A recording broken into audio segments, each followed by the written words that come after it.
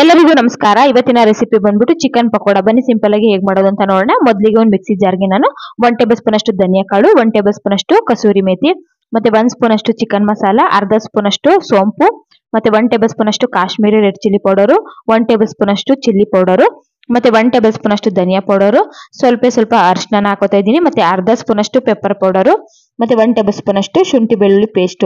ಇಷ್ಟನ್ನು ಹಾಕೊಂಡು ಸ್ವಲ್ಪ ನೀರು ಹಾಕೊಂಡು ನಾವು ನೈಸ್ ಆಗಿ ರುಬ್ಕೋಬೇಕಾಗುತ್ತೆ. ನೋಡ್ತಾ ಇರ್ಬೋದು, ಈ ರೀತಿಯಾಗಿ ರುಬ್ಬಿ ಒಂದ್ ಸೈಡ್ಗೆ ತಿರ್ಕೊಳ್ಳೋಣ. ಇವಾಗ ಒಂದು 400 ಗ್ರಾಮ್ ಅಷ್ಟು ಚಿಕನ್ ತಗೊಂಡಿದ್ದೀನಿ, ಬೋನ್ಲೆಸ್ ಚಿಕನ್. ಇದಕ್ಕೆ ನಾನು ರುಬ್ಬಿರುವಂತ ಪೇಸ್ಟ್ ನ ಹಾಕೋತಾ ಇದ್ದೀನಿ. ಹಾಕೊಂಡ್ಮೇಲೆ ಇದಕ್ಕೆ ಒಂದು 2 ಟೇಬಲ್ ಸ್ಪೂನ್ ಅಷ್ಟು ಕಾರ್ನ್ ಫ್ಲೋರ್ ನ ಹಾಕೋತಾ ಇದ್ದೀನಿ, ಮತ್ತೆ ಒಂದು ಅರ್ಧ ನಿಂಬೆ ರಸನ ಹಾಕೊಳ್ಳಿ.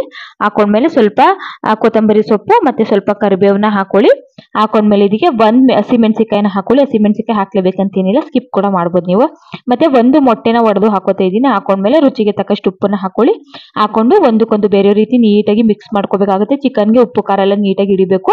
ನೋಡಿ, ನೀರು ಹಾಕೋ ಅವಶ್ಯಕತೆ ಇಲ್ಲ, ಮೊಟ್ಟೆ ಹಾಕಿರೋದ್ರಿಂದ ಅದೆಲ್ಲ ನೀರಿನ ಅಂಶ ಇರುತ್ತೆ.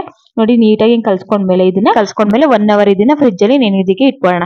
ನೋಡ್ತಾ ಇರ್ಬೋದು, ಇವಾಗ ಎಣ್ಣೆ ಕೂಡ ಚೆನ್ನಾಗಿ ಬಿಸಿಯಾಗಿದೆ. ಇವಾಗ ನೆಂದಿರುವಂತ ಚಿಕನ್ ಅನ್ನ ಇವಾಗ ಎಣ್ಣೆಯಲ್ಲಿ ಬಿಡ್ಕೋತಾ ಇದ್ದೀನಿ. ಚಿಕನ್ ಪೀಸ್ಗಳನ್ನ ನಾನು ಆದಷ್ಟು ಸಣ್ಣವಾಗಿ ಹೊಡ್ಸಿದ್ದೀನಿ, ತುಂಬಾ ದೊಡ್ಡ ಪೀಸ್ ಅಲ್ಲ ಅದು. ಈಗ ಹೈ ಫ್ಲೇಮ್ ಅಲ್ಲಿ ಇಟ್ಕೊಂಡು ಒಂದು 6 ರಿಂದ 8 ನಿಮಿಷ ಬೇಯಿಸ್ಕೋಬೇಕಾಗುತ್ತೆ. ಬೇಕಾದ್ರೆ ಲೋ ಫ್ಲೇಮ್ ಅಲ್ಲಿ ಇಟ್ಕೊಂಡು ಬೇಯಿಸ್ಕೋಬಹುದು. ಬೇಕಾದ್ರೆ ನೀವು ಒಂದು 6 ರಿಂದ 8 ನಿಮಿಷ ಆದ್ಮೇಲೆ ಮತ್ತೆ ತಿರುವಾಗಿ ಬೇಯಿಸ್ಕೊಳ್ಳಿ. ಎರಡು ಸೈಡು ಕೂಡ ಚೆನ್ನಾಗಿ ಬೇಯಿಸ್ಕೊಳ್ಳಿ. ಒಂದು 8 ನಿಮಿಷ ಬೇಕಾಗುತ್ತೆ. ನೋಡಿ, ಇಷ್ಟು ಕಲರ್ ಬಂದ್ರೆ ಸಾಕು. ಒಳಗಡೆ ತುಂಬಾ ಚೆನ್ನಾಗಿ ಬೆಂದಿರುತ್ತೆ ಚಿಕನ್. ಇವಾಗ ಎಣ್ಣೆ ಎಲ್ಲ ಸೋದಿಸ್ಕೊಂಡು ಸರ್ವಿಂಗ್ ಪ್ಲೇಟ್ಗೆ ಸರ್ವ್ ಮಾಡ್ಕೊಂಡ್ರೆ ನಮಗೆ ಚಿಕನ್ ಪಕೋಡ ರೆಡಿ ಆಯ್ತು. ತುಂಬಾ ಚೆನ್ನಾಗಿರುತ್ತೆ. ಊಟದ ಜೊತೆಗೆ ಸೈಡ್ ಡಿಶ್ ತುಂಬಾ ಚೆನ್ನಾಗಿರುತ್ತೆ. ಒಂದ್ಸಲ ಟ್ರೈ ಮಾಡಿ. ಚಿಕನ್ ಪಕೋಡ ರೆಸಿಪಿ ಇಷ್ಟ ಆಗಿದೆ ಲೈಕ್ ಮಾಡಿ, ಶೇರ್ ಮಾಡಿ.